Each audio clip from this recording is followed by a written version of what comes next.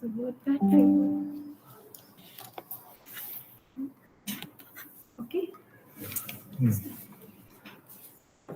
You're getting some tea later. Yeah, sure.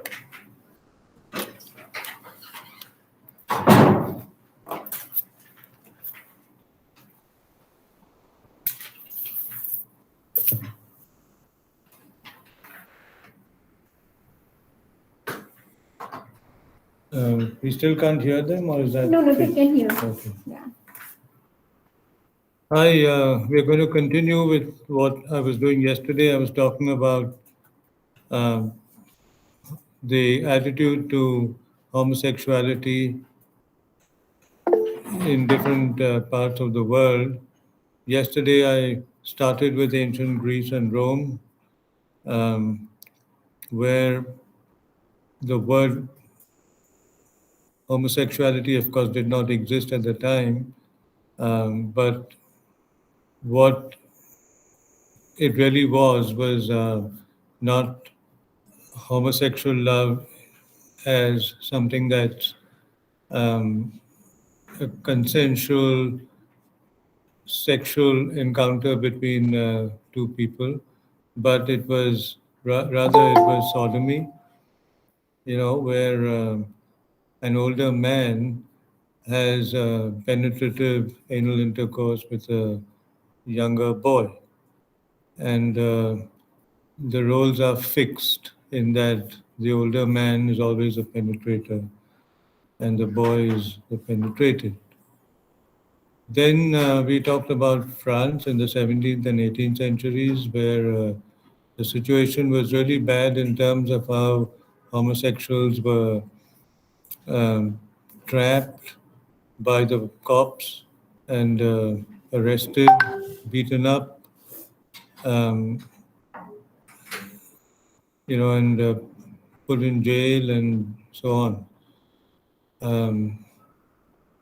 That was 17th and 18th century France, which later on, by the 20th century, of course, France opened up, and it was one of the few places, on earth where one could be openly homosexual by the middle of the 20th century. But about 200 years before that, it was completely different. I talked about Germany. I read that extract from this book, India in Diversity, from my own essay. And we saw how for the Nazis, homosexuals had to be exterminated exactly the way Jewish people had to be exterminated. And many of them were tortured and sent to gas chambers, or they were put in other prisons. But basically, there was a lot of homophobia. The attitudes of the Nazis were extremely homophobic towards homosexual men whom they saw as not being masculine enough, not being interested in women, not having procreative sex with women, which they felt after the First World War was a need of the hour, because Germany suffered a lot of casualties in the First World War, and they wanted young men, to be conscripted into the army and so on. So it was really bad in Nazi Germany, one of the worst that, situations that one can imagine. In England, the criminal law of 1861 was introduced by Macaulay in the parent country, England, as well as in all of Britain's colonies, including India. And again, that made it didn't even use the term homosexuality, but it used the term unnatural sex. And in the formulation, we are going to discuss this in detail in my next class. But in the wording of the law, the word bestiality was they didn't use the word bestiality, but they talked about having unnatural sex with any man, woman, or animal. So the fact that they were clubbing human beings with animals itself was extremely strange, but that was what the wording of the law was. And that law applied to the parent country as well as to all its colonies, including India. Um, and it existed in England for almost 100 years before England got rid of it and even apologized to the LGBT community for all the discrimination that they faced. But while the law was in force, people suffered, and the most famous example of an openly um, defiant homosexual man was the writer Oscar Wilde, who was imprisoned and tortured and actually died of the torture that was inflicted on him in prison in the year 1895. Um, so that was England.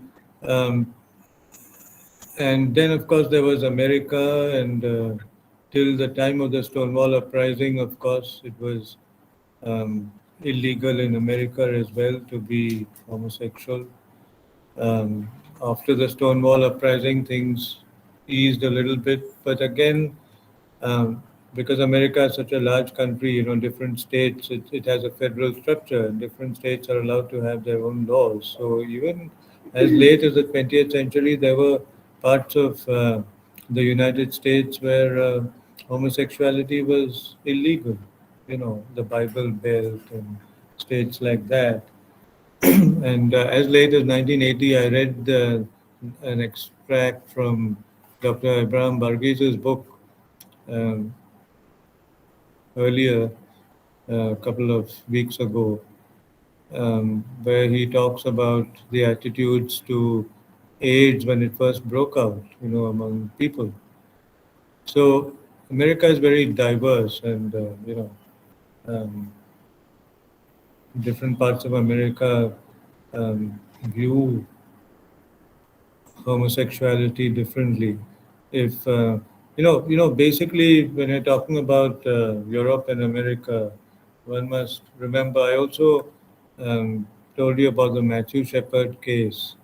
You know, the homophobia there has its basis, I would say, in Christianity.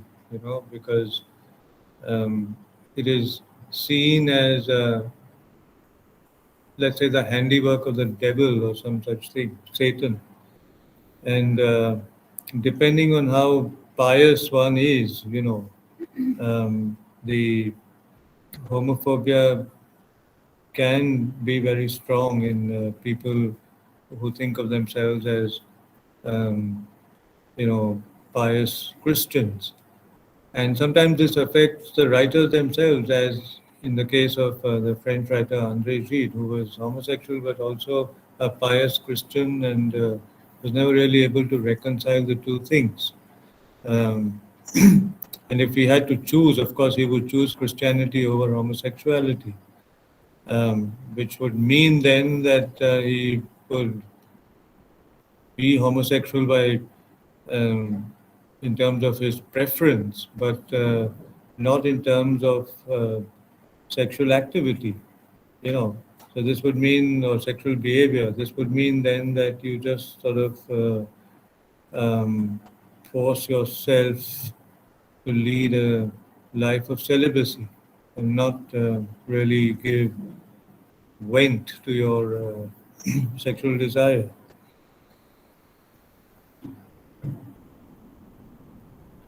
So that we talked about these countries, last time, yesterday, and today I thought we'd move to the non-Western parts of the world, uh, Africa a little bit, but mainly Asia. South Asia, um, as well as East Asia, and again I've got excerpts from books to read to you.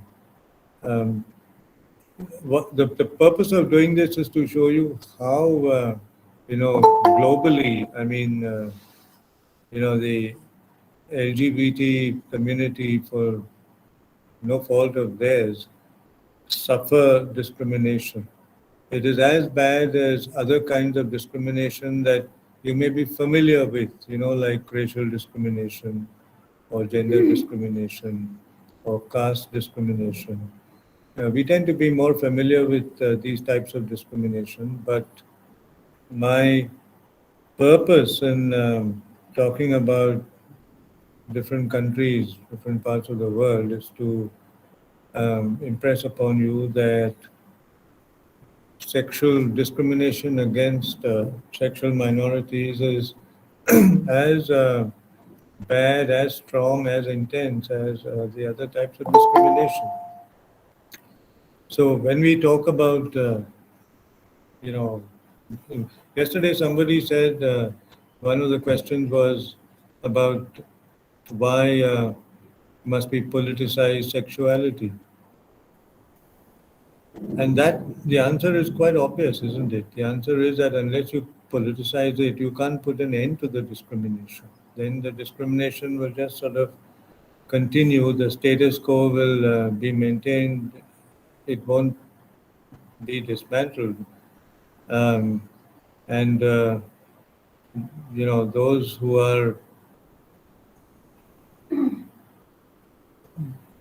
homosexual or lesbian or trans, will or intersex or any of the identities that the terms LGBTQI stand for, um, will have no rights throughout their lives. They will continue to be second-class citizens, leading double lives, being in the closet.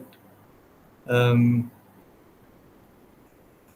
and in order to change that, that can only change if we begin to see sexual orientation also as an aspect of identity and politicize it, just as we politicize other aspects of our identity, such as race, gender, caste, class, religion, and so on.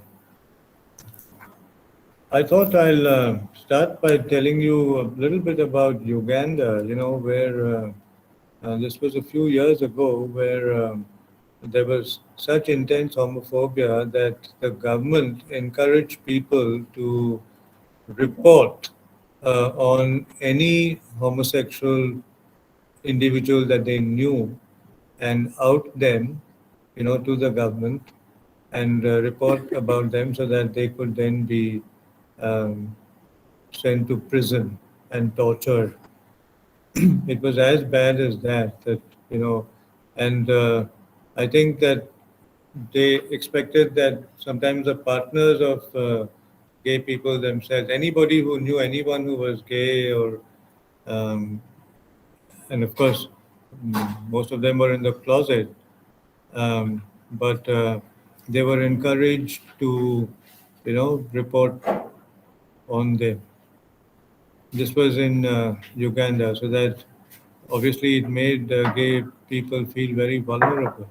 You had to be on your guard all the time because you never knew who could, who the enemy was, right?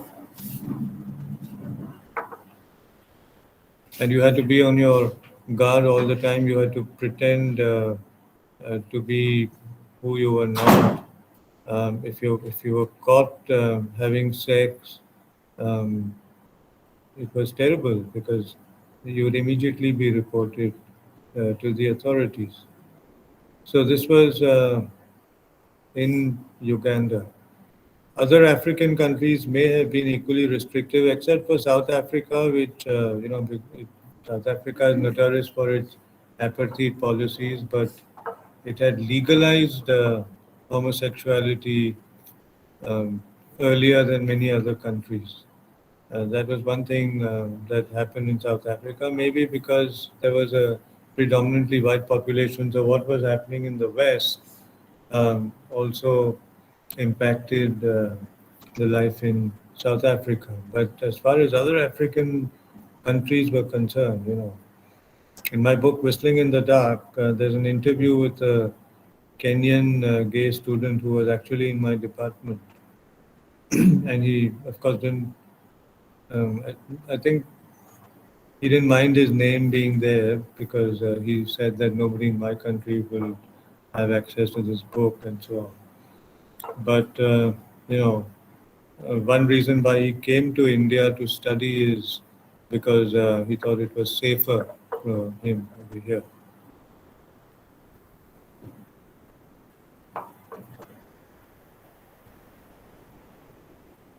I wanted to tell you about Sri Lanka. And there is this wonderful novel, I'm going to put the name down, autobiographical novel by a Sri Lankan author, Sham Selvadurai.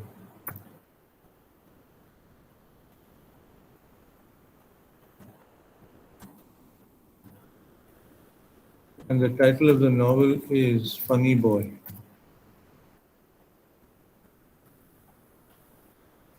This is an autobiographical novel, and so it really has to do with Sham Selvadurai himself, who is homosexual.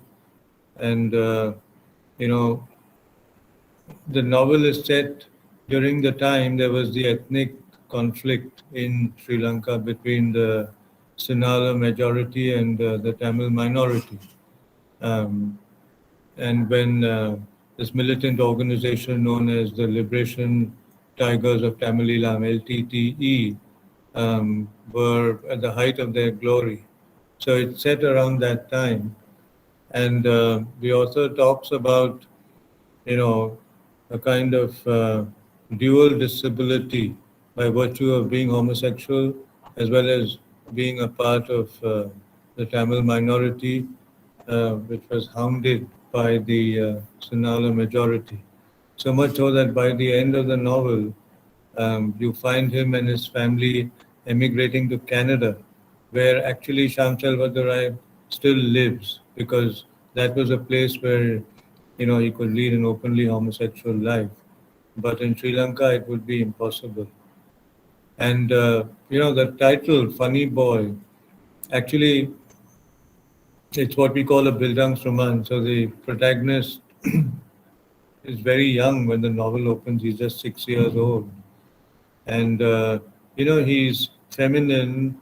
Um, he, this is exactly how transgender identities manifest themselves, because what you find in the first chapter of the novel is that this boy is only 6 or 7 years old, but he loves to dress in his mom's saris.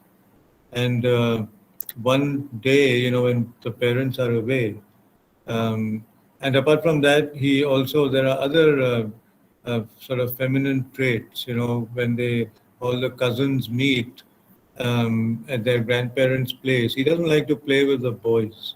He doesn't like their rough games of cricket and so on. But he likes to play with the girls. He's more comfortable with the girls. He plays with dolls and all the games that girls play. As a result of which, both the boys and the girls make fun of him. They call him names. There's a cousin who has come from abroad, from Canada or somewhere, and she knows more English than um, the other cousins who have grown up in Sri Lanka, who are growing up in Sri Lanka. So she uses words to describe the protagonist. In the novel, his name is RG. You know, um, so Sham Selvadurai is called RG in the novel.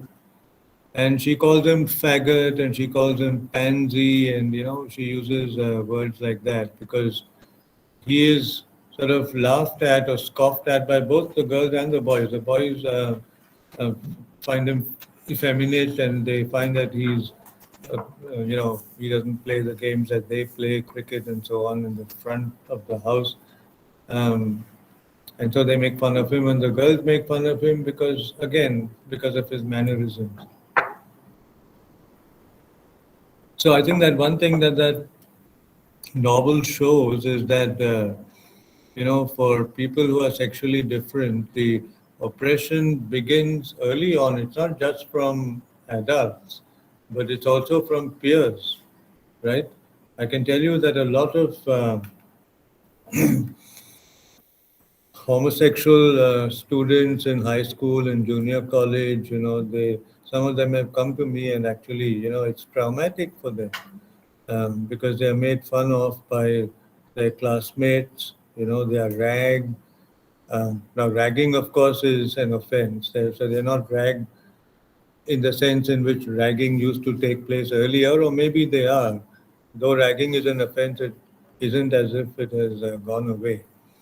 I'm also reminded here, while talking about this, of a play that the Marathi playwright Mahesh Elkunchwar wrote, which was also made into a Hindi film by Govind Nilani. The play was called Holi, you know, and it's about how this, it was actually shot in Pune on the Ferguson College campus, about how this boy who is in either high school or junior college is feminine and made so much fun of by his classmates and harassed to such an extent that he finally commits suicide. So, at that level, it's really hard because the children who become oppressors are obviously, co-opted by mainstream society's ways of thinking. So anybody who's different, I think that at that level, for children, everything is very stereotypical. If you're a boy, you have to dress and walk and have certain kinds of interests, and if you're a girl, then your interests have to be different. But if you're a boy who's like a girl, or even a girl who's like a boy, the term tomboy, for example, this can be very traumatic for young students in school and in college. Like I said, there have been boys, especially, who come to me and have said that they even want to leave their college because they can't take it any longer, the way they're made fun. So this is what happens in Shyam Rai's novel as well. But the title of the novel, Funny Boy, how does the novel get its title? The, the term funny boy is used um, for the protagonist by his own father. His father calls him a funny boy. And at that point, he doesn't even know what his father means, because funny has many meanings in the English language, Like you say, don't be funny, or if someone's, kind of prankster or joker, then you call them funny. But this was funny in a more pejorative sense. What he meant is that his son is strange or weird, and he was using the term funny in that sense, which RG only later on figures out, you know. And it's such a patriarchal society that, the when this child is caught wearing his mother's saris and admiring himself in the mirror, and the parents walk in at that time and he's caught red-handed, the father is aghast, that his son should be um, dressing in saris and admiring himself in the mirror and so on. And he puts the blame for this squarely on his wife. He tells his wife that you are responsible, and if my son turns out funny, and then he refers to some other similar child in the neighborhood and says, if he turns out to be funny like that child, the fault will be yours. So you can see that whether it's parents or cousins or siblings, the discrimination begins at home, let alone discrimination from the outside world. It's that bad, right? Um, and then, of course, in the novel, what happens is that at that point, the child only likes to cross dress, and so it's called cross dressing. Wearing the clothes of the other gender. But then, as he grows up and enters adolescence and puberty, then he also has his first homosexual experience with a classmate of his.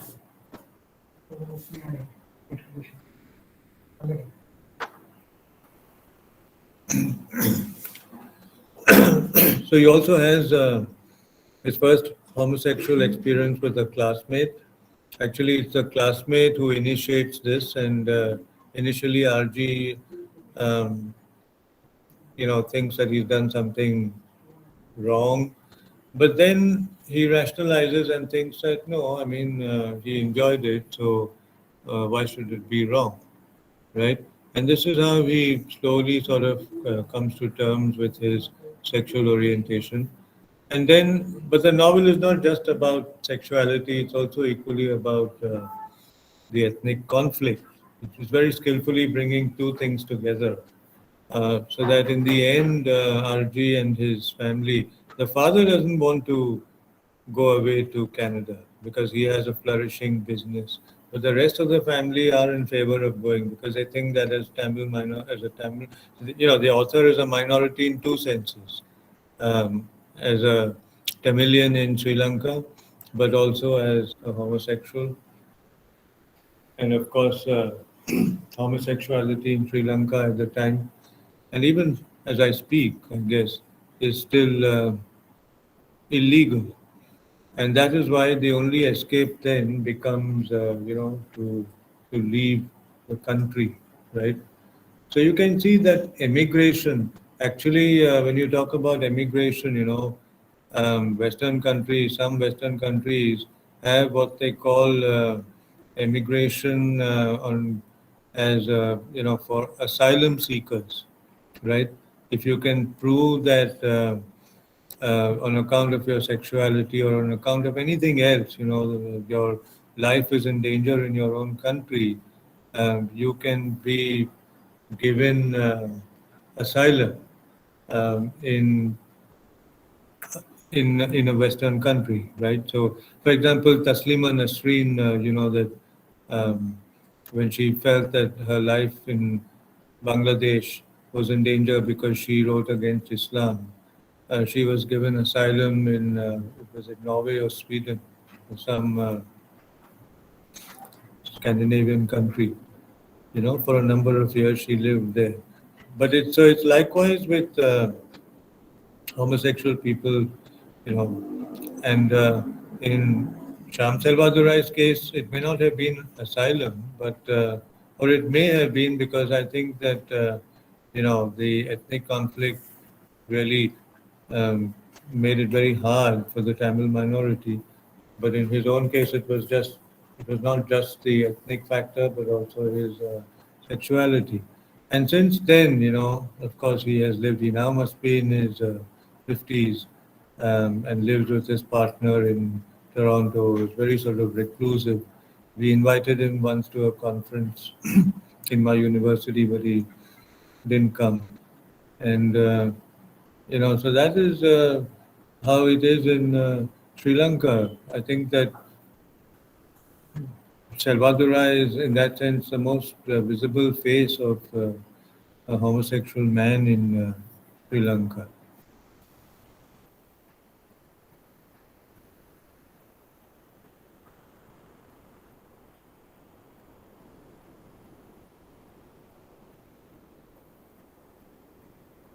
Then I thought I will tell you a little bit about.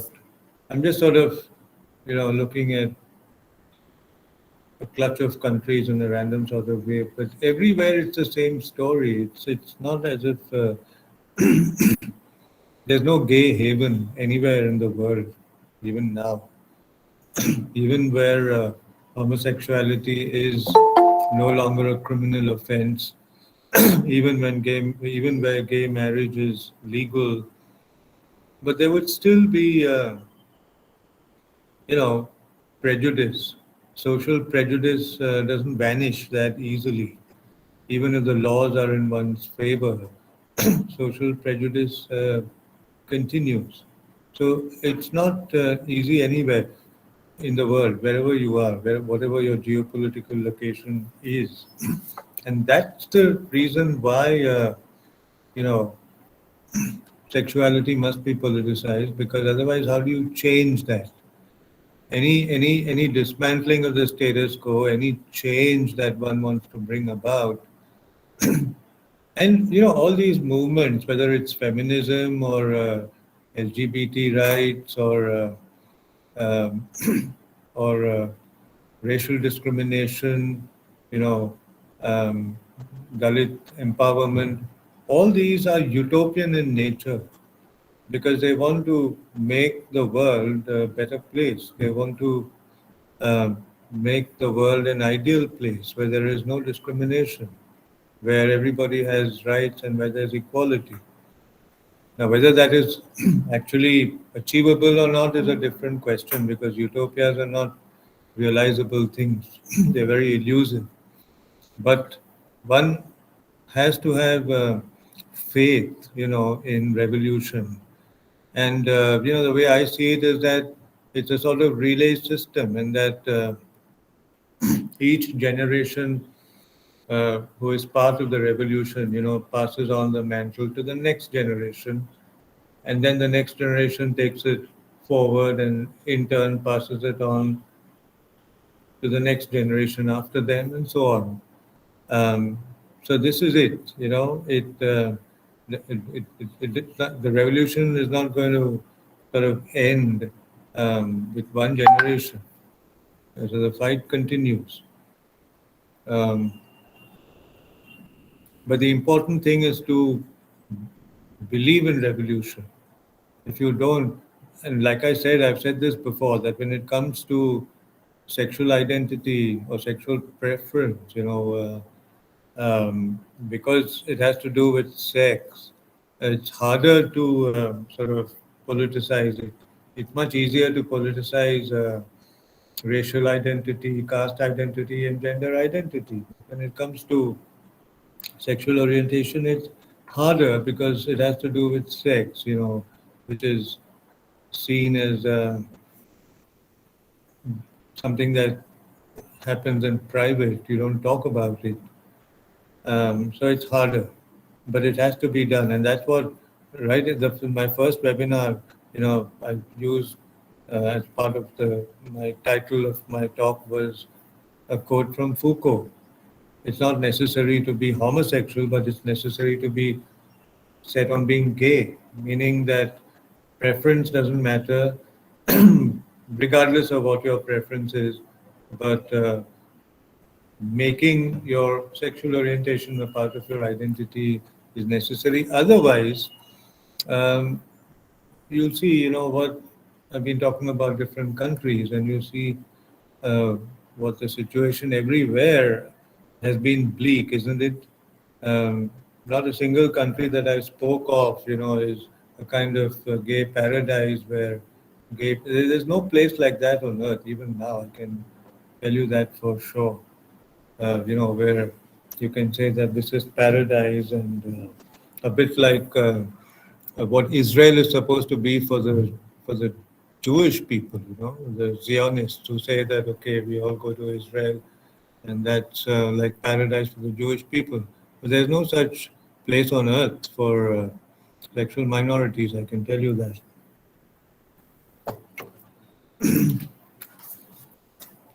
In 2003, I was invited to Japan for a conference, and I met, you know, this professor, um, whose name was Barbara Summerhawk, and she gave me a copy of her book. It's a signed copy, um, which is called Queer Japan, and which is based on interviews with, I put the name down, with gay and lesbian and trans people in Japan.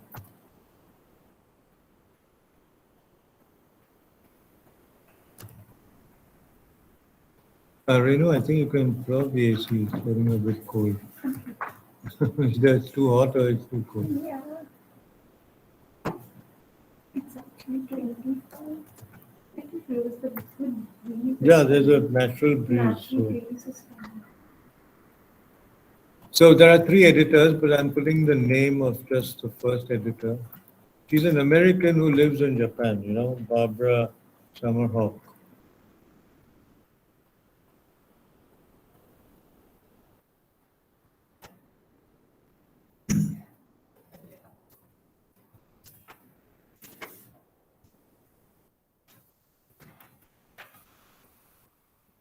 So I just thought I'll read a little passage from her introduction. This is what she writes. What is it like to be queer, to be a lesbian, a gay man, a bisexual, or a transsexual in today's Japan? To most Japanese, including perhaps many queers, there is confusion between terms for sex, gender, sexual orientation, and gender expression. It is only recently that the Japanese language began distinguishing sex and gender, adopting the English term gender, which becomes genda in Japanese, to describe culturally created concepts of masculine and feminine, because gender is a social construct.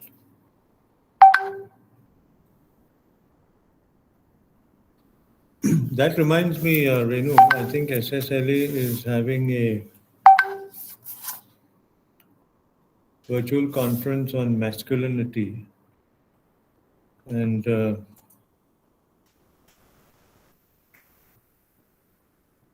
yeah, so Geeta is going to send you the invite. Huh? She says she will for the marshals again. But what I wanted to tell you is The that, conference. yeah, so here's the link. I'll just forward this Yeah, to you you. forward the link, we will share it with the students.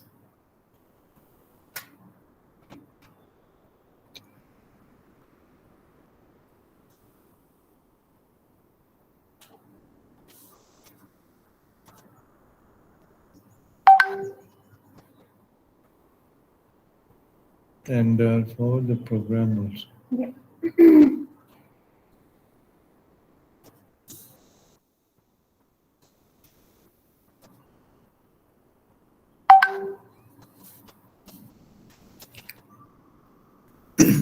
Yeah, so I was just continuing with this. One of the things that she says is that even the vocabulary for terms like sexual orientation did not exist. It is likewise actually in Indian languages. Yesterday I think there was a question about this, that what do you call the only terms that were available, to describe homosexual people were abusive terms, right? For example, I'm sure you've all heard the word chakka, which was used for trans people. And then there can be there's a lot of slang, number six and LB and all sorts of things. So that was the only way in which sexual minorities could be talked about, you know.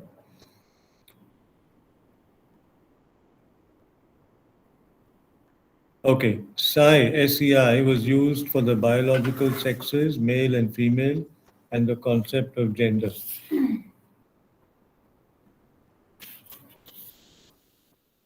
In addition, a word such as okama in Japanese meant a gay male or a feminine behaving male or a cross-dresser, as in Sham Salvador Rai's novel. In many people's minds, they were one and the same. Like the experience of queers in other countries, there wasn't even linguistic space to exist in. This is very true that um, I think that acceptance begins with a vocabulary of acceptance. So if there isn't even a vocabulary, you can imagine, how impossible it is to be visible.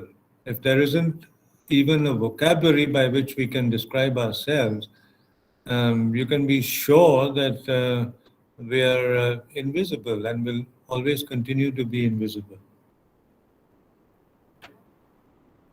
I'm reminded of this Spanish poet Jimenez, who has a line which says, "Intelligence, give me the exact name of things." His book is called Exact Name. And Nissim Ezekiel uses that as a title for his own collection of poems. So, unless you can, because naming, it starts with naming. And if you can't name, then of course, I think it goes without saying that there's no question of even being visible. So she says, like the experience of queers in other countries, including our own country, now in India, in Indian languages like Hindi and Marathi, Bindu will tell you more about this because he writes in Marathi. The word samling and samlaingik, have only come into currency now in the last couple of decades. We can question Bindu Madhav Kire on this. In a society so heavily oriented towards preserving the male line, so Japan is in that respect very similar to India. Don't we also have this great anxiety to preserve the male line? The family plays a central role in everyone's life. Great importance is attached to marriage, exactly how it is here in India. And even though these expectations are loosening, a person who remains single is at risk of being an outcast. Promotions in companies and status in a particular group are threatened by singles, whether gay or straight. The recognition of various lifestyles and family models is slow in coming to a country that celebrates the natural marital union with dollars 20,000 to 30,000 wedding receptions. Again, like India. Think of all your big industrialists and the vulgar ways in which they celebrate weddings. The when you read about Japan, I think that the interesting thing is that economically and even maybe militarily, Japan equates itself with the developed world. It sees itself as an advanced country, isn't it?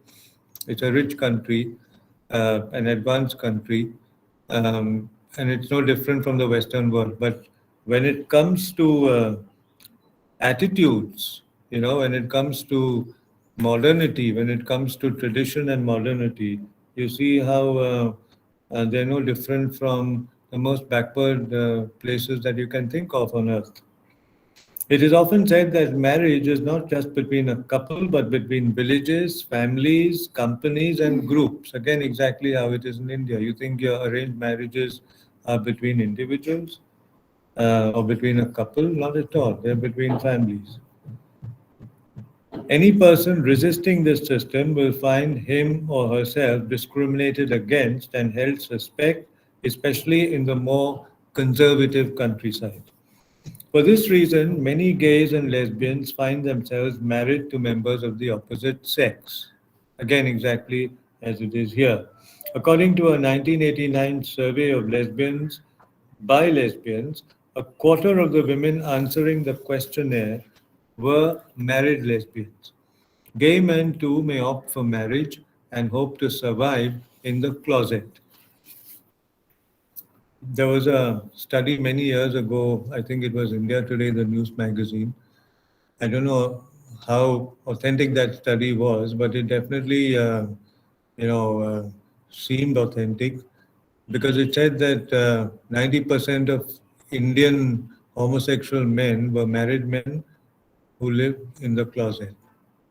Traditionally, Japan has looked at homosexuality as something strange, unnatural, something it would be better not to be. Since Japan as a whole is not a Christian country, however, there is no concept of homosexuality as a sin punishable by an eternity in hell. I've been talking about guilt cultures and shame cultures, nor comparable biblical text with passages on the crimes against nature.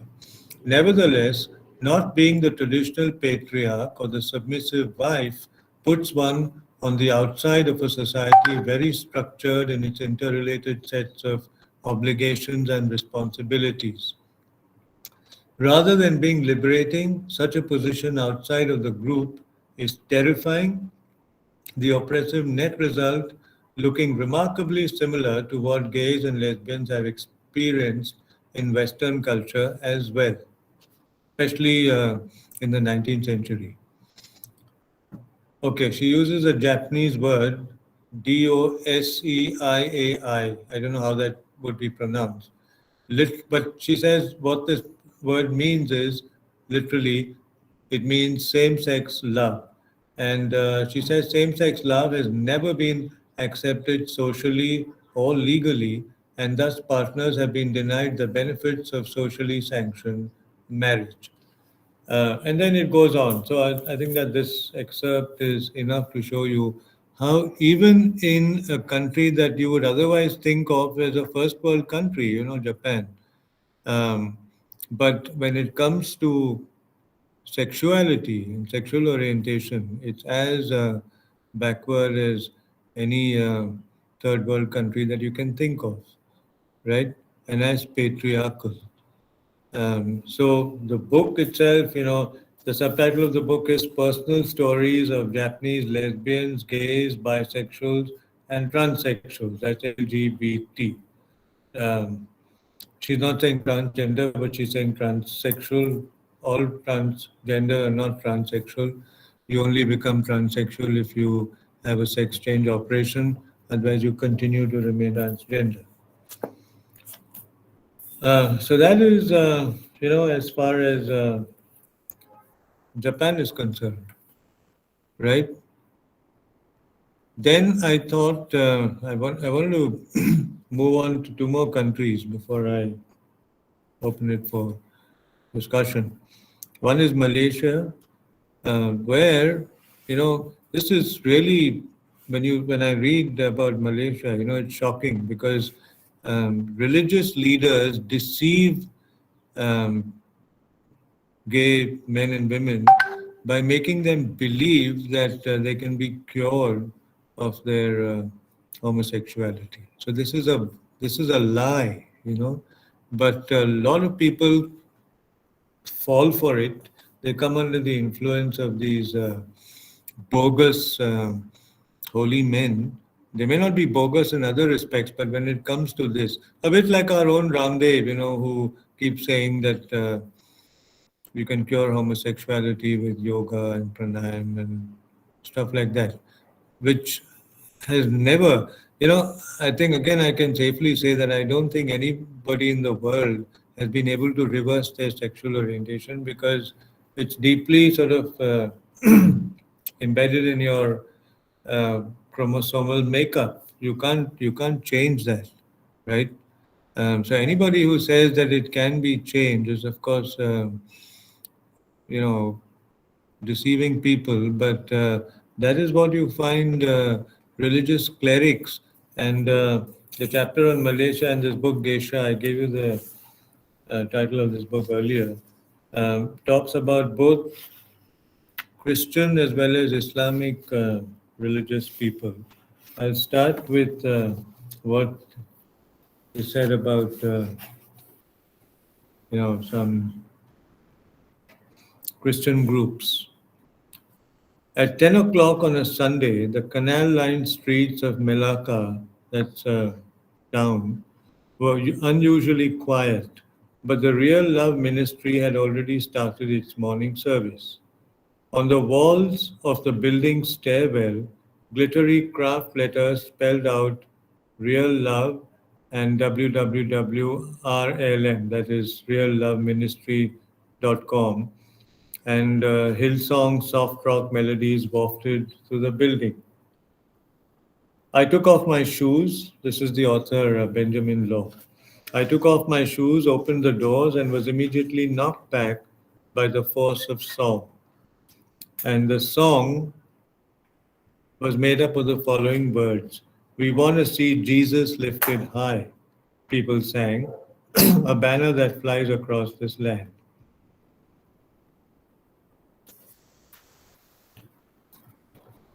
So, I'll just skip a little bit. So they start, the service has begun and they're talking and singing in praise of Christ, Jesus, right? Um, Then we come to the main, the culprit. I would call him the culprit. A man called Pastor Edmund. It was easy to spot Pastor Edmund and his wife Amanda. They were standing in the front row, dancing to the music and singing the loudest. I recognized them from a Malaysian women's weekly profile I'd read online, branded with the headline. Now, just take a note, make a note of this headline. Through confession, my husband only liked men until he met me. Is this Malaysia's most controversial marriage? So, this is the wife saying in an interview that my husband only liked men till he met me. The story's lead read, the introduction, until 12 years ago, Edmund Smith, that is Pastor Edmund, led a homosexual lifestyle.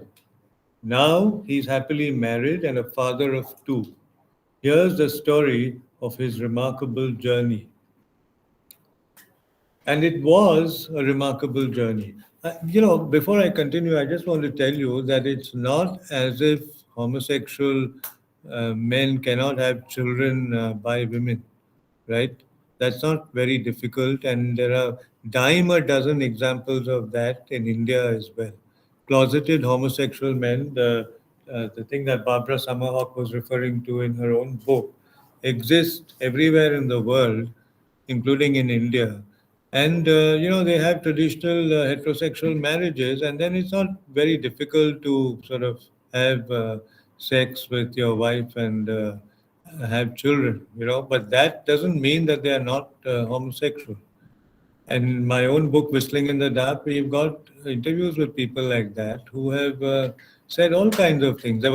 You'll be shocked, but I must, since while we are at it and talking about it, there was this man whom we interviewed who is homosexual, is even feminine, in his mannerisms and so on, but who's married, who has grown up children.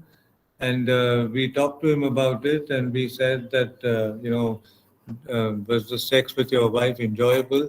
And you know what he said? He said, every time I had to sleep with my wife, I had to close my eyes and imagine that it was a male, I was having sex with and not my wife. So, you know, it's not, my point is that it's not, because some of you, if you're not initiated into this discourse, you might say, oh, but if they're homosexual, how can they have sexual intercourse with women and have children? So it's not like that. So it was a remarkable journey. This is about Pastor Edmund. Edmund's mother had wished for a daughter and sometimes dressed Edmund in girls' clothes. Looking back, Edmund told the magazine reporter this completely messed up his sexual hardwiring. Things got worse after Edmund was sent to an all boys school at the age of 12 and found like minded company. I found 10 other boys who were just as girly, he said.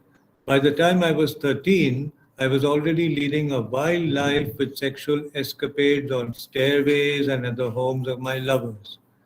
Later, Edmund told me that until the age of 24, he was what you would call a rampant homosexual, involved in gay cruising and gay clubs and gay sex and gay orgies and gay prostitution, generally just being super gay, really, before a bad breakup led him to decide he'd had enough of the whole gay thing. And then he sought religious therapy through Choices.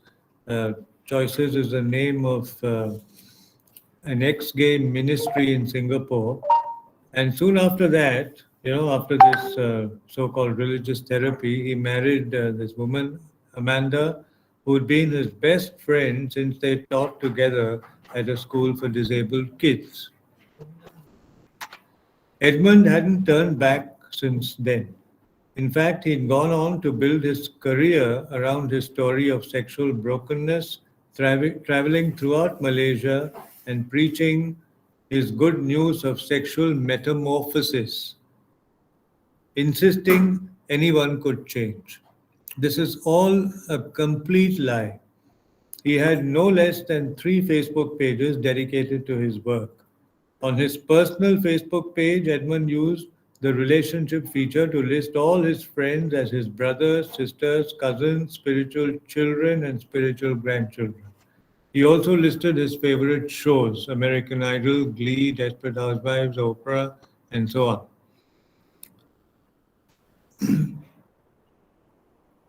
And then he says on his Facebook page, this is what he writes: I am a child of God. I am a real man. I love Jesus and Jesus loves me. No, more than that. Jesus is crazy about me. I am happily married to the most beautiful woman in my world. I am blessed with 2 gifted kids. I have a great spiritual family, highly favored, deeply loved, greatly blessed. So this is what he writes. You can almost see that he's, um, going out of his way to prove himself to himself, that he's become normal.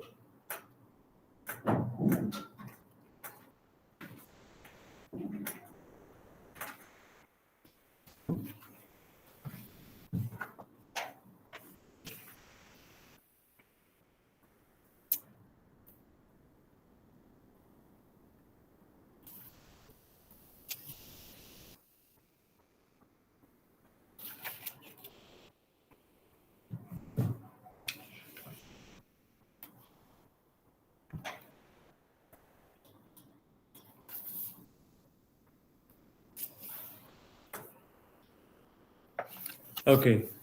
Um, this is another excerpt from the same story. Being sexually different was bad. Sexually regular was the ideal, and there were only 2 ways to achieve it, namely heterosexual marriage or celibacy. Everything else was sexually different, a sin in the eyes of the Lord. Sexually different behavior included, it was a long list: sex before marriage. This is exactly like the Indian Penal Code or something. Sex before marriage, homosexuality, bisexuality, adultery, bestiality, pedophilia, promiscuity, and polygamy. If you masturbated, you were sexually different. If you are a man having sex with yourself, it means you are masturbating. Edmund explained, you are not supposed to have sex with yourself. Watching pornography was also sexually different. When you watch porn, it means you are having sex with those images. Then, when you masturbate, you are having sex with yourself. These are the things he's saying in this congregation. Can you believe that? There was another category of people, according to Edmund, who were sexually broken. These were sexually different people who wanted to change. This was better than being sexually different because God could only put you back together once you admitted you were truly broken. Edmund pointed out it wasn't our place to judge sexually different people. He had dealt with homosexuals, people who masturbated, and people who frequently watched porn. He didn't judge any of them. He even had friends who to this day remain gay. I even have friends who are pedophiles, he told us, real pedophiles. I'm not like, oh, don't do that. Because we should be sexually different people friendly, he said. That is, we should be friendly towards sexually different people. We should be able to stand with them, pray for them. His voice descended into a whisper, and guide them. There were murmurs of approval and agreement. Edmund leaned forward, gazing into our eyes. Now, I have no right to judge you, he said, but I'm also supposed to tell you the truth that based on God's standard, you are sexually different. Don't tell me, oh, it's okay for women to be with women, for men to be with men, for adults to be with children sexually. It is not, okay? It's in the scriptures. It is against nature, he whispered. Are you listening? He hollered. Man marries woman, period. There is no other way. Can you say Amen? Edward pronounced Amen in the same 3 syllable way Californian girls say. Okay, I'll skip that. Then he says, Men has sex with men. It is shameful, Edmund said. Say shameful. So he's asking the audience to repeat these words after him.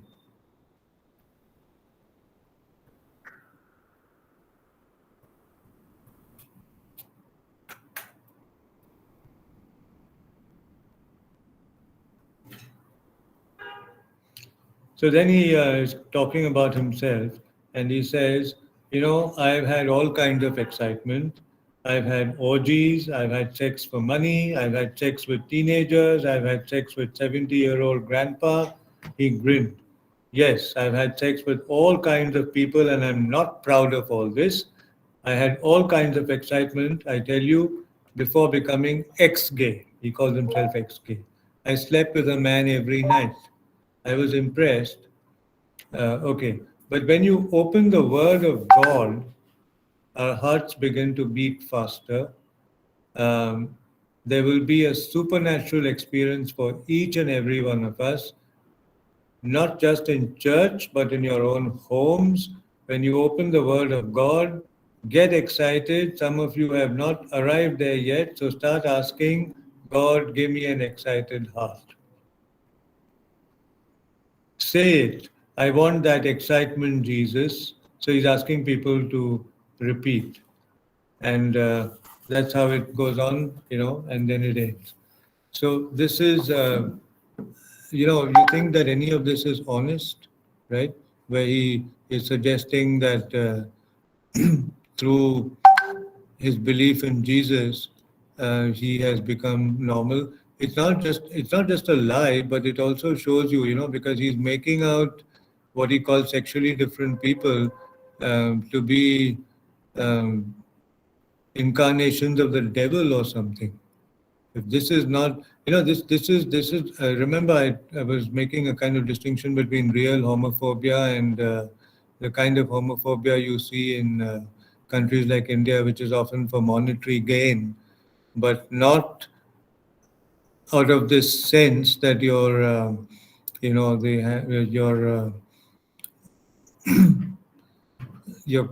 committing a sin, right?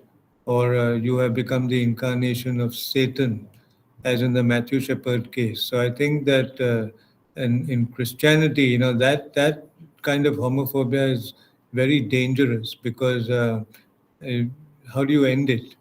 If it's homophobia, which is only for monetary gain and so on, you can always say, okay, take money and let me do what I want. As you find in the case of Indian policemen and thugs. But with this kind of homophobia, where you think that the sexually different person is really an incarnation of the devil, it's very dangerous, right? Because then they can go to any. When he comes and when he starts talking to Muslim religious clerics, they uh, say something which is very similar, and they think of homosexual people as being possessed. So then you need exorcism. Imagine if I'm homosexual, I have to be, go through an exorcism rite. So the evil spirit in me has to be exorcised, and this also explains why they use things like painful shock therapy and so on to get the devil out of your system, as they do in the case of those who are supposed to be possessed. And even witchcraft, how now there's a law in India against witchcraft, but women who were accused of being witches were also victims of violence.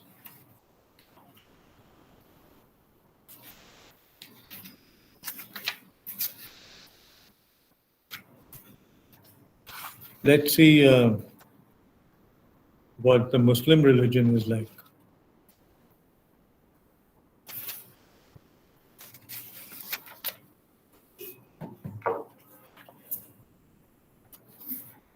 So there is an organization in Malaysia called the Malaysian Islamic Association of Homosexuality Research and Therapy. Okay? The organization has hundreds of clients, most of them aren't homosexual, but they are siblings, friends, or parents of who are seeking guidance to help their quote unquote spiritually corrupted family members. As far as, so this is run by a man called Hasbullah. His full name is Hasbullah Wahidul Wahid Mustafa. Okay, a very Islamic name. So, as far as Hasbullah knew, it was the first formal Islamic organization in Malaysia and possibly in Southeast Asia devoted solely to researching a cure, hold your breath, a cure for homosexuality from an Islamic perspective.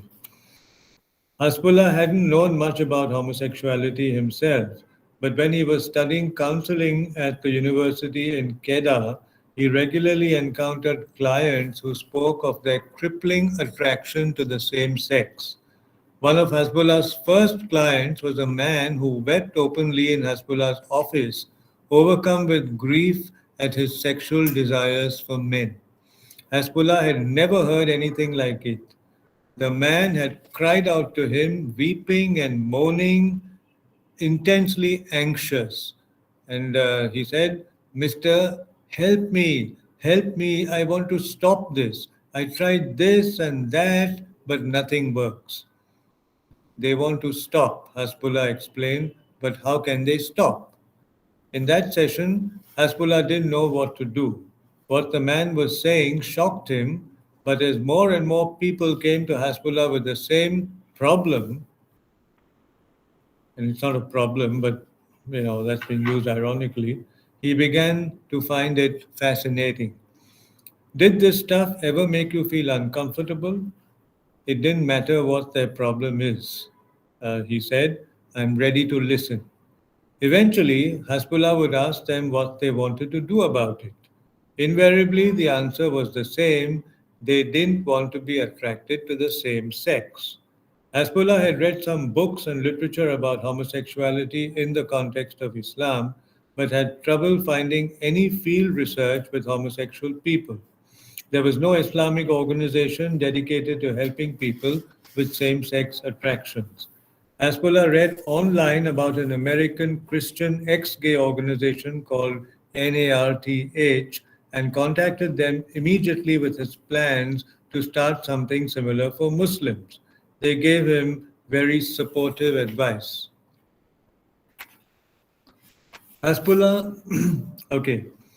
Then, the author talks to him when they meet, and this is what Hasbullah says. Homosexuality is not a disease. Homosexuality is what he calls deviant behavior.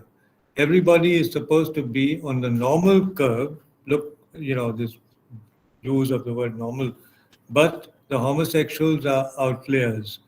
From an Islamic perspective, the Quran and the Prophet said that homosexuality is wrong, so then it must be wrong. Even if the statistics were that all people are homosexual, it will always be wrong from an Islamic perspective.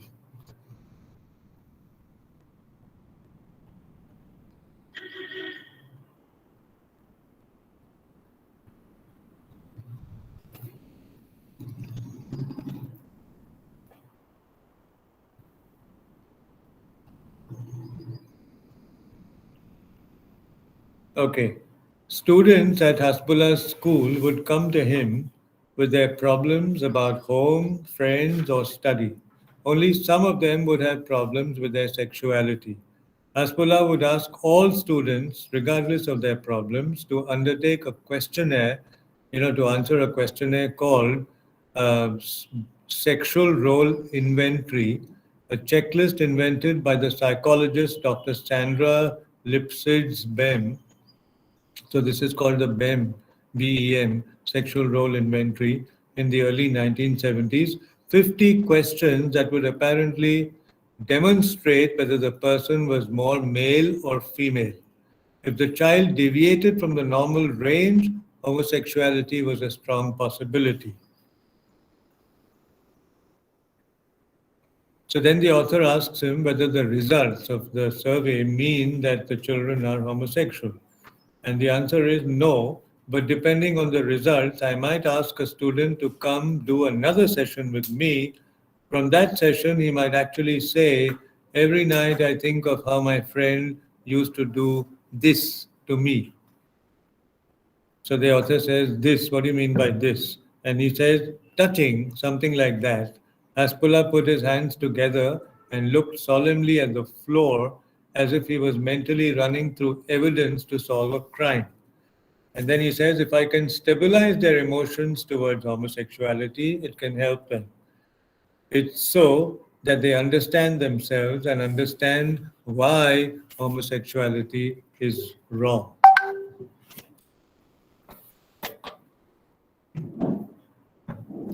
Then he says, some students have come to me and said and told me they had tendencies, again, a word that should never be used. They have tendencies in homosexuality, but it's not in a severe level, it's just mild. And then he continues and says, I believe the source of homosexuality is outside and inside. Outside because it's out there in the environment. The urge exists inside, of course, but if it's triggered by outside factors, it becomes emerged. But there are particular cases where the source of homosexuality came from inside, not from outside. And in those cases, it's what in Islamic terms we would call, and you know what word he uses? We would call satanic, Satan, like Salman Rushdie's novel Satanic Verses. Satanic, says the author, excited. Anyway, it's involved with Satan. There are different spiritual causes. One is satanic, the other is like a genie. That is what he means by that is sort of ghosts. There are ways in which spiritual entities enter a person. So this is what I was saying, that then you begin to see the person as being possessed. He explained that many young Muslim men and women had asked for his help, wanting to be freed from their homosexuality. The first and most important step was to identify people with these tendencies and separate them from the source. Young homosexuals and lesbians usually come in couples asking for help. And then he says the second step was the purification of the heart, a return to purity, a recovery using a method that he had successfully trialed on people with drug addictions. It was through repetitive prayer and readings of the Quran that the spirit could be healed of vices. So this is what he makes them do, right? These people who come and say that they are attracted to their own sex. He makes them recite the Quran. Patients listened and recited the Quran continuously for marathon sessions, a technique that had yielded many success stories with drug addicts. To even think of homosexuals in the same breath as drug addicts, I think itself is extremely discriminatory because a drug addiction is a vice, but you can't call homosexuality a vice. Homosexuality comes from being overtaken.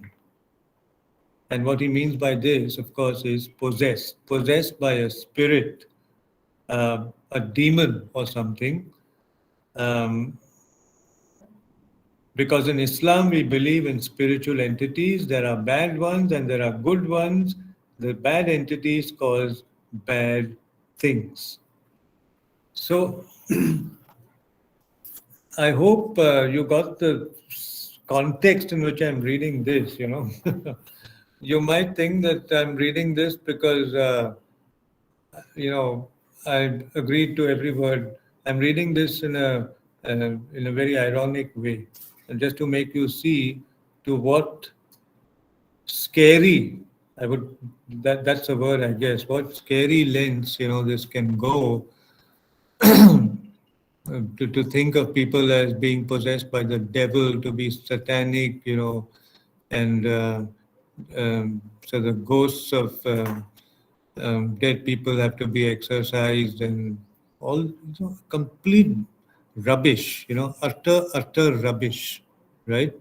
But there are people who fall for it. There are people who go to these sessions. This is what I had earlier called internalized homophobia. The very fact that there are people who go and say that, that we want to be cured of these perverse desires proves that there is a kind of internalized homophobia. Um, and I would say that they are not possessed by the devil, but they are possessed by societal attitudes, right? Received knowledge um, is what they are possessed by. And that is why they hate themselves for being who they are. And as he said, the other guy said, I told you about Andre Gide. So, what is the solution? Um, either you transition to heterosexuality, as many homosexual men do, um, by by getting married to women, or you just lead a celibate life. So you don't give expression to. So you're not a practicing homosexual. It's called a practicing homosexual. You just sort of, you know, lead a celibate life. That is the solution. Now, I hope that all of you who are attending this certificate course not only not believe in any of this utter rubbish, but are also in a position to challenge it, contest it. One of the reasons why I read this out to you is this is about Malaysia, but it's very likely that in your own environment, you're going to come across people who talk exactly like that, right? And in doing this certificate course, my idea is that you have the weaponry with which to resist that and fight that, and put these people in their place and tell them that you're talking nonsense and I will not entertain it, I will not tolerate it. And, you need to be punished actually for it's not we who should be punished, but you for spouting these lies, right? That is the spirit in which I've been reading, especially this Malaysia thing. And again, what Summerhawk says about Japan is very similar to India. Uganda, I told you, is, where they said that report every person whom you know to be homosexual so we can suitably punish them and inflict punishment on them. Sri Lanka, where homosexuals have to leave the country if they uh, want to, lead a life of happiness and go away to Canada and other places like that. So, wherever you look, I just wanted to finish off with an excerpt from Myanmar or Burma, um, where this is about HIV. Again, the identification of homosexuality with HIV, right? So, homosexuals are responsible. This started in America for the spread of AIDS, especially male homosexuals. And therefore, if for no other reason, they must be shunned and they must be punished because they are responsible for spreading AIDS. So,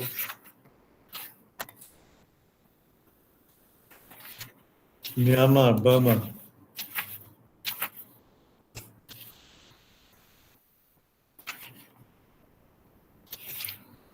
Did you know that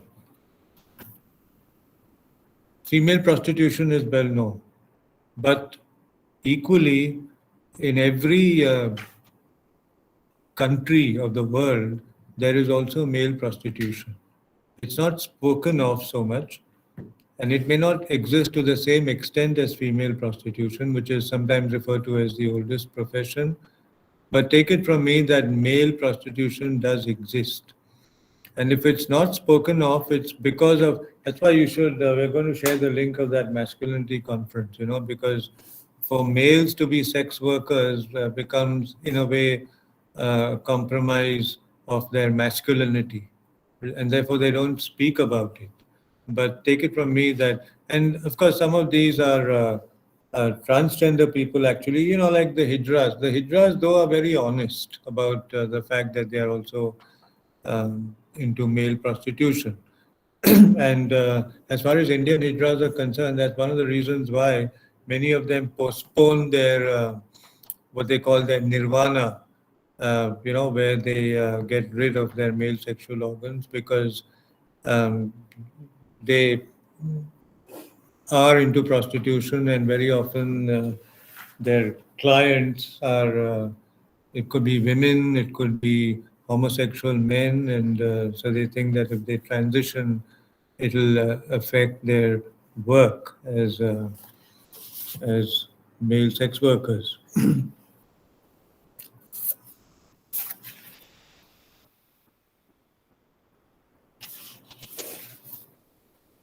Well, I'll just finish off with this about Burma.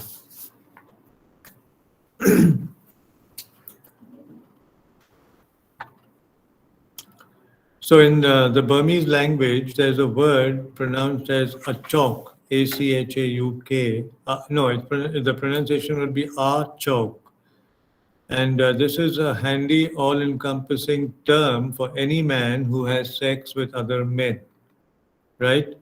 And actually, it's an abusive term. It's the Burmese equivalent of the English word faggot, which is a derogatory term.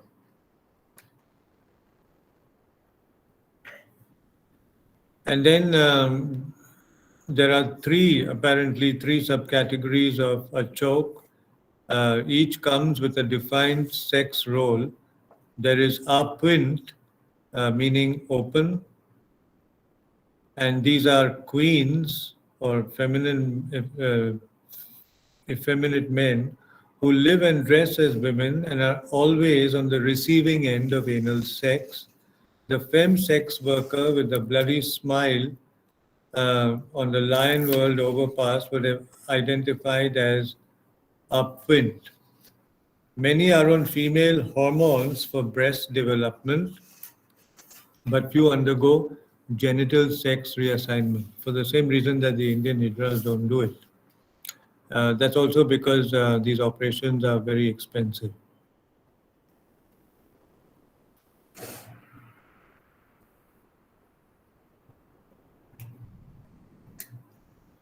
So then, there's some more of these terms which I'll not read now. But then he comes, to the main point about HIV and how a lot of the sex workers are stricken with HIV, and how there is no cure. You know, they have unprotected sex.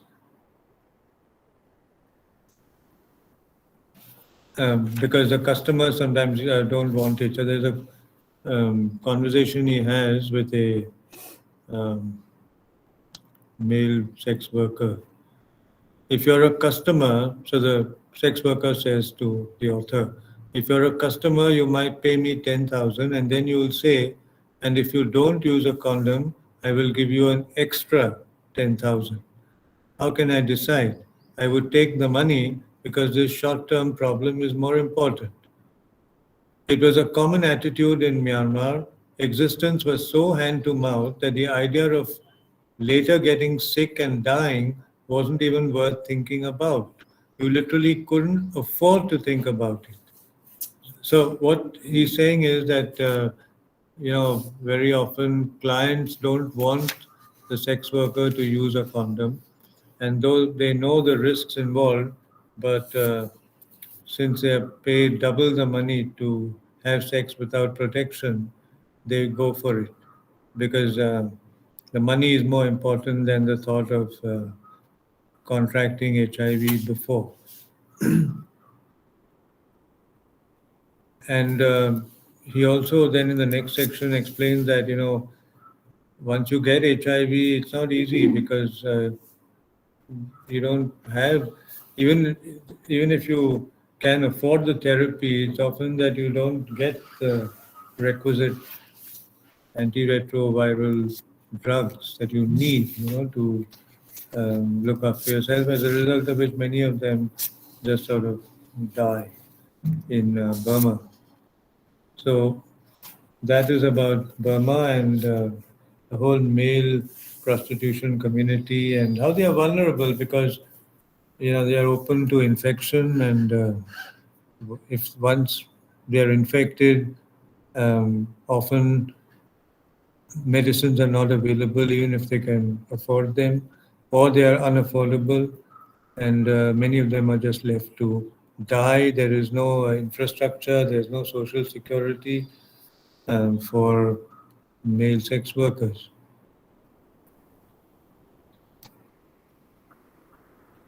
All right, we can open it up for questions or comments.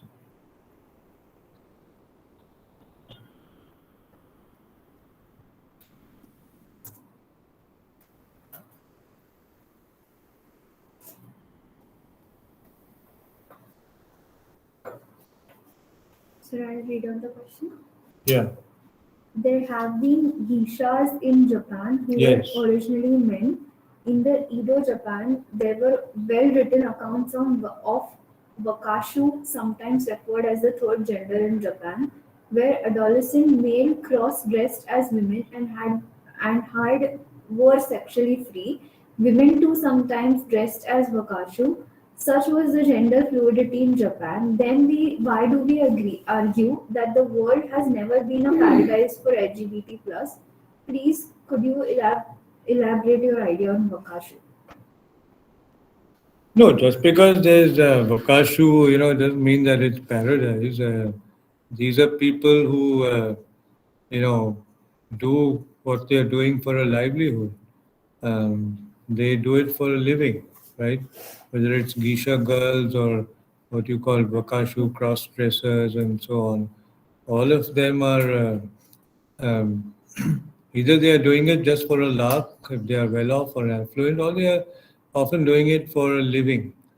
But that doesn't mean that it's a paradise because uh, it comes with its share of occupational hazards, right? It's not as if the police are not after them. It's not as if, with prostitution, not just in India but everywhere, the police at the lowest levels of the police force, they understand what female prostitution is.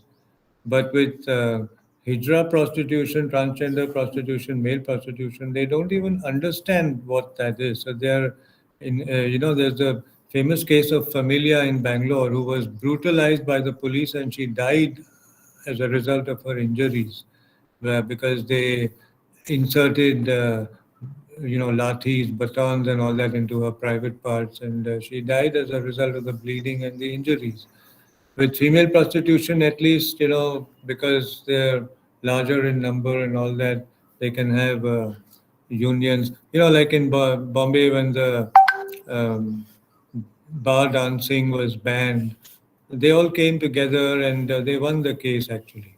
But with what you call wakashu in Japan or with hijra prostitutes, they exist, but their existence, that I don't understand your argument because the existence in itself doesn't mean that it's paradise. They do it, it's a survival tactic. A lot of them do it to survive, right? But that doesn't mean that it's all hunky dory for them, isn't it? um, they are doing something that's clearly illegal. They have to be on their guard all the time to see that they are not found out, they are not caught. If they are caught, they have to be able to bribe the cops who catch them so that they can earn their freedom and continue with their activities, which is, as I said, not an activity in that sense, but a survival strategy.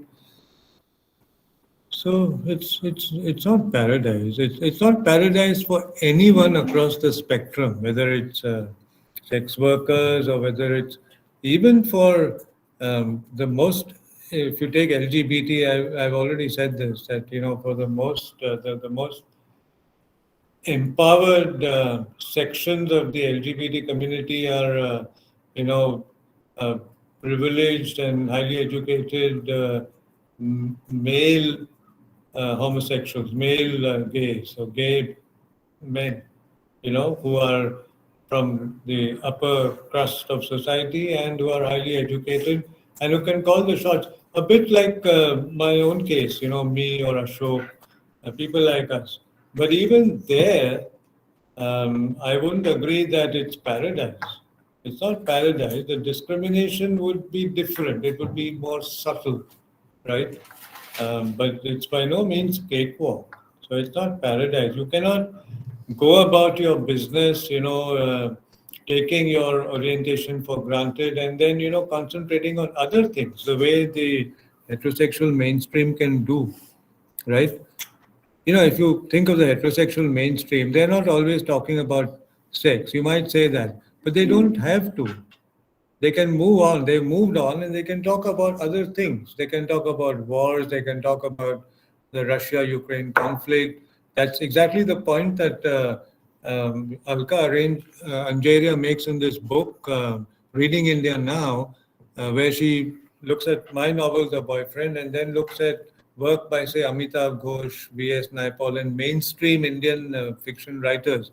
And she especially refers to a scene in The Boyfriend, where my protagonist, Yuri, who is educated, he's a journalist, he speaks English, so he's an empowered gay male, goes in search of his boyfriend whom he's met in a washroom, and then um, just lost him because, nobody gives you their real name and their address and their phone number and all that. So he just goes to the neighborhood where this boy said he lived and is searching faces, in the crowd, hoping against hope that he's going to spot this guy, with whom he had sex, but he just finds that he's thinking of him. Now, as this is going on, um, the Babri Masjid was demolished just a fortnight ago, and there were riots in Bombay. And there's a lot of destruction all around him. He sees burned down houses, cars. He sees maybe even dead bodies on the street, which have still not been cleared. But he's only marginally noting all that. This is not his main focus. This is the point that Angeria makes in her article that, mainstream writers would concentrate on the demolition itself. So they wouldn't be saying that, oh, we have wives and girlfriends to think about and so on. They would concentrate on, why all this violence has happened. You know, they would talk about history. They would talk about the fact that there never was a Ram temple at the site of the Babri Masjid. They will talk about all that. But here is Yudi, who may know all that, who may have read about all that, but he's not concerned. He's concerned about, because for him, like for any other human being, he needs love in his life. The mainstream can take love for granted. The heterosexual mainstream can take love for granted. This is the thing about the LGBT subculture, that we cannot take love for granted. The mainstream can take it for granted because they have an infrastructure, they have institutions like marriage, the family system, and so on. So then, if you can take something, it's like, I'll give you another example. Those who have food in plenty don't have to think about it all the time, right? But for those who don't, then your main concern is, where is my next meal going to come from, right? How am I going to deal with my hunger pangs? Now, you and I don't do that because that's not an issue for us. So it's a bit like that. Right. Read the next question. Yeah. Today, due to gay tourism, states are working along with capitalistic forces to make profit and make themselves appear as gay friendly. How does this impact politicization of the gay movement, as this tourism is accessible to only privileged gay people and have nothing for the working class or the marginalized? Neither does it translates to any changes in discriminatory laws. Yeah, that's a very good question. I fully agree with it that this gay tourism, what you call gay tourism, is extremely opportunistic. Um, and It caters only to the affluent, and also that when you use a term like gay tourism or sex tourism, um, you can't just use it uncritically, because what it means, it also amounts to exploitation. The gay tourist who's affluent is certainly exploiting someone um, who sort of then becomes a victim, right? Sri Lanka is famous for this, by the way. This so-called male gay tourism, where a lot of affluent Europeans and Americans get come there, and these boys, poor boys on the beaches and so on. It's different if it's consensual. This is what I said yesterday also. That in my case, I even wouldn't, because when you say pedophilia, then again, age of consent differs from country to country. I feel in our country, 18 is, it should have been much. I think that age of consent, I don't know whether Renu and Shivani will agree, but from the time you're an adolescent, age of consent should begin then, right? You don't wait till you're 18. And as it happened in the Nirbhaya case, the guy who was under 18 was a guy who was the most violent, but he got away. All the others were hanged, but that's why they tried to change the law, but I don't think that that really made a difference. So the point is consent. Now, when you say sex tourism, if it in any way you can prove to me that it's consensual and that it's satisfying a need, the older man is going to be a sugar daddy to the younger guy. If any, because my my parameters there would be extremely sort of flexible, right? I will not say that no, but you have to prove to me that he's also getting sexual enjoyment of it as the older man is. If it's satisfying any kind of need, but if it's not doing that and it's only then, that's what sodomy is and that's what rape is. So, of course, and then, the other thing is that uh, capitalism, I mean, from where I come, I can't, I don't have any kind words uh, for capitalism and capitalist lifestyles, because then you'll say that affluence and money and what you said about the working class and so on is absolutely true. That they can't indulge in this, and who is benefiting? I would say now, even the film industry is being very opportunist. They're making all these films called Badaido and so on. But for me, the first thing is that who are these filmmakers? If they are, not from the subculture themselves, then even the act of making such a, there are some people who would say that no, but at least they are, mainstreaming the issue and more people will become aware of it. Okay, maybe I would concede that there is a slight advantage there. But at the same time, if they are from not from within the subculture, their vision and so on would definitely be flawed, right?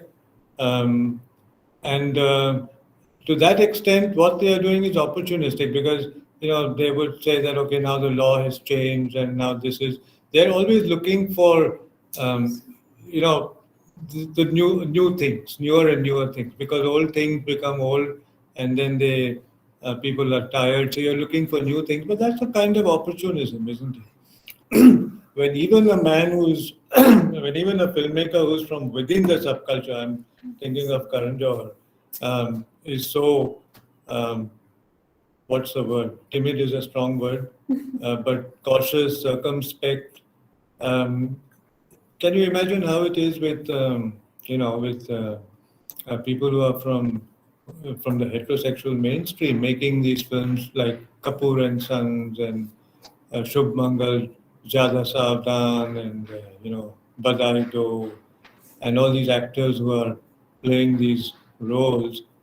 I mentioned this in my book that there was this show called Satyamev Jayate, and Amir Khan was on this show, and they were trying to, I found that very funny, but because Ghazal Dhaliwal, who's a transformer, was on the show, they're trying to make him understand how homosexual people feel, about this, about their own sex. Trying to make him see that we feel about our own sex exactly the way you feel about the opposite sex. So then, one of the things, to sort of make him understand this, somebody asked him, supposing we asked you to sleep with someone of your own sex. The point that they were trying to make is that, we feel exactly how you would feel if you were asked to sleep with someone of your own sex. We feel exactly that way if you're asked to sleep with someone of the opposite sex. But you should have seen his reaction. You know, आपको ऐसा बोलते थे करने. No. That gesture, I pointed that out, that gesture, you know, and you don't need to do that. You don't need to us and them and say, no, I'm different. I'm not that way inclined. You don't need to say any of that. But this opportunism, whether it's movies or whether it's the tourism industry, I think that in India it's not still there. Manvendra Goyal was saying, I don't know whether that happened, that in his own palace he was thinking of starting some kind of. Uh, but it's okay if he does it because he's from within the subculture, so he would. The word in culture theory is negotiations. If you can negotiate it, if you're from within, whether you're from within or without, to me, and some people would say that that's too reductive, but that is how I feel, that makes all the difference. Vikram Chandra wrote this short story called Artha, and everybody praised it. But I felt that he was looking at a gay encounter on a train exactly as he would look at a heterosexual encounter on a train. And therefore I didn't completely, I was not sort of completely sold on that story called Artha by Vikram Chandra in his book Love and Longing in Bombay. I'm not putting it down, but it's a well-known book, Love and Longing in Bombay by Vikram Chandra, and the story is called Artha, Artha. You could check it out. I'll read the next question. Yeah. The last question. Don't you think that in the present context, Islamic countries appear to be more inimical to the same-sex population than the Christian, Hindu, and Buddhist-dominated countries? I can remember Zakir Naik in the Malaysian context. He keeps preaching all forms of regressive ideas concerning religion, religious hatred, homosexuality, and the like. What's the word? More what? Compared to? More inimical. More inhibited. In the next module, when I talk about India, right? What is it called? It's called same-sex love in ancient India. And when we come to medieval India, we talk about medieval India both in the Sanskritic as well as the Islamic tradition. The authority on this is my friend Salim Kidwai, who tragically passed away maybe 4 or 5 months ago. I wrote about it in Scroll. He was an Islamic scholar, and his work, concerns the contradictions in Islam, right? So while they say that in the Quran and the Sharia, the punishment for homosexuality is death by stoning and so on, but equally there is the other side. There is this whole culture of what is called in Urdu, laundebazi,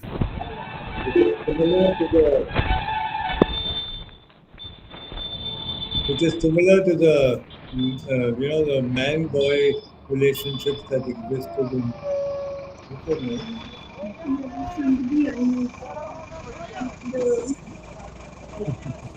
This is Maybe they don't want. Maybe they don't want us to say what we.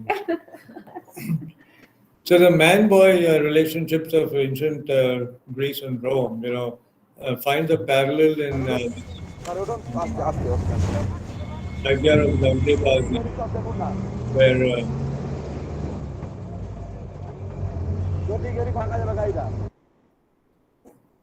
Sorry. Where older men kept beardless boys and made them their lovers and so on. So that's one aspect. Then Kidwai talks about how the ghazal, if you really go into the origins of the ghazal as a lyric form, when it originated in Persia and in Arabia, it was a lyric form practiced by men who wrote these love poems for other men, Yes. right? And it's only later when ghazals were written then in other languages like Urdu and even in Hindi. Actually, Kidwai calls it the heterosexualization of the ghazal. So there are contradictions. If you think of, then there's Rekti poetry, where men assumed the persona of women and wrote these very erotic love poems for other women. So these are the contradictions, right, in Islam. And it is what you call inhibited and so on.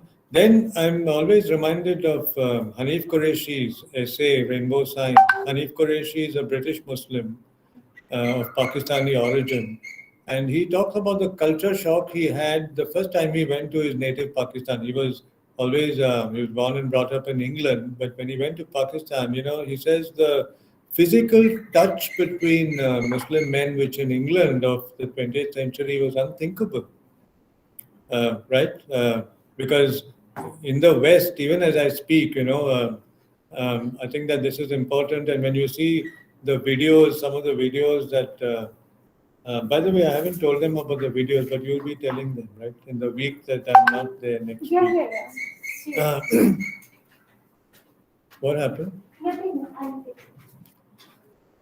So next week I'm off to the Sahitya Academy for a conference. They asked me to give a talk, and so uh, I won't be there on Tuesday and Wednesday, but I'll be there on Thursday. So for Tuesday and Wednesday, there are a whole lot of my videos on YouTube, which Renu will share with you, and I would like you to, see these videos, and some of this might become your assignment work at the end before we give you your certificate. So you must see the videos earnestly.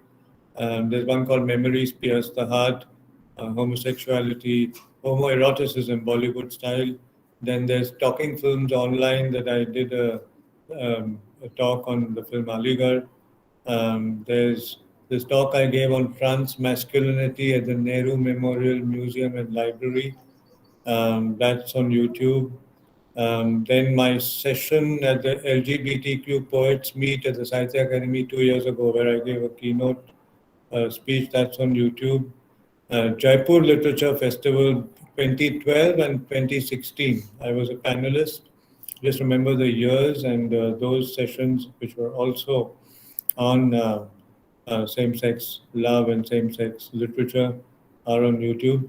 And there will be others, which I can't even remember because nowadays everything that you do, in the last 2 years, I've done so many webinars and everything then gets on YouTube. So the thing is, find it, search it, and this will become your assignment work, right? At the end. So to come back to what I was saying, um, what is the point I was making? What is the question? Do you think that in the present Yeah, Islam, Islam, So, yeah, so Islam, is full of these contradictions. And I was telling you about Hanif Qureshi, and he says that when he went to Pakistan, even during Eid and all that, Islam can be a very homosocial religion. It's not gay, but very homosocial, the way there's segregation of the genders, women pray separately, men pray separately. Um, and then during Eid, the way they sort of hug each other in greeting. These forms of greeting are unknown in the Christian West, of touch. Actually, I must tell you that I'm meeting this um, American national of German descent next week. His name is Mark O'Clair, and he wants to meet me because he's doing a video on touch among Indian men, right? Which, in a way, I've got short stories on this and so on. That, like the Sholay, if you see the memories pierce the heart, you'll get a better sense of that. That because from where he's coming, from the West today, believe me, any touch, you might say that that is their limitation, that they've become that way, that any touch is not devoid of a sexuality connotation, right? To the extent that even if I shake another man's hand, it has to be shaken in a certain way and for a certain amount of time. If my hand is in his hand for even that extra few seconds, it will be taken to mean that there's something sexual that's going on. Now, that's very different from how we see it here, right? You would agree. Because of globalization, some of that has changed, but still, men holding hands, even women holding hands as they walk on the street, arms around each other's shoulders. So we don't see touch necessarily in a sexual way. In some cases, uh, gay men and women might use that as an alibi. They turn that to their advantage because if I'm walking hand in hand with a male friend and we're actually both homosexual, but to the outside world we merely come across as friends, right? So this is the point, and I think that um, this is the thing about Islam, that these contradictions, how do you resolve them? The Sharia and the Quran and all that, yeah, I agree. But if you think of, and homosociality, I said this right at the beginning, often becomes an alibi for homosexuality. If you think of how homosocial our indigenous religions are, there are Indian temples where men, I have poems and all that, ironic poems on all these things. Men are in separate queues and women are in separate queues. The segregation of the sexes, which creates single sex spaces. You tell me, if you have a separate queue for men and a separate queue for women, why do you do it? I would like you to think about this and come up with an answer. Whether it's a temple or it could be some other place. Um, why do we have separate? What? No, not why do we have, but what does that imply, right? Because I would say that that's a very heterosexist thing, isn't it? That, okay, if you have all people of one gender together, then nothing sexual can happen. Isn't that's exactly what heterosexism is about? There is one more question, sir. Okay, last question. Yeah. I can remember Zakir Naik in the Malaysian context. He keeps preaching all forms of regressive ideas concerning religious hatred, homosexuality, and the like. Okay. He's just sharing his. Okay. Yeah, I think this is all for today. Yeah, so we've talked about around the world, and now it's time to come to India. And I think the rest of the sessions will focus on India, right? Because that's important. Starting with the law and representation. There's a whole component on representation in cinema and literature, uh, which is important.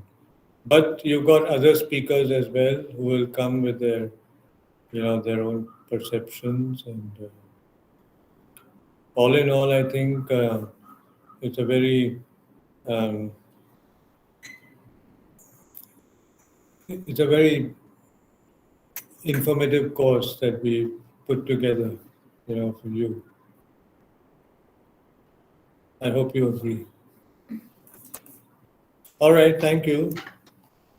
And as far as I'm concerned, I'll see you now exactly 2 weeks from now, 17th. Yeah. Yeah, but there will be other speakers. Yes. Bindu Madhav sir and one enforcement law officer next Right. week. Yeah.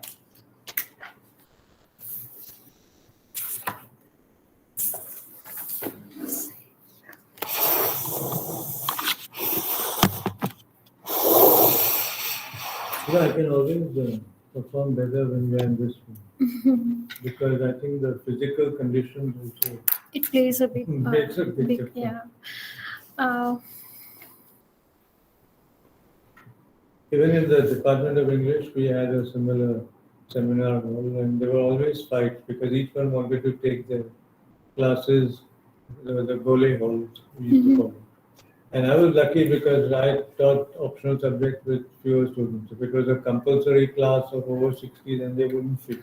right. So thank you very much, Professor Rao, and thank you everyone for listening patiently. And next week, lecture plan will be shared by Shivani ma'am with all of you.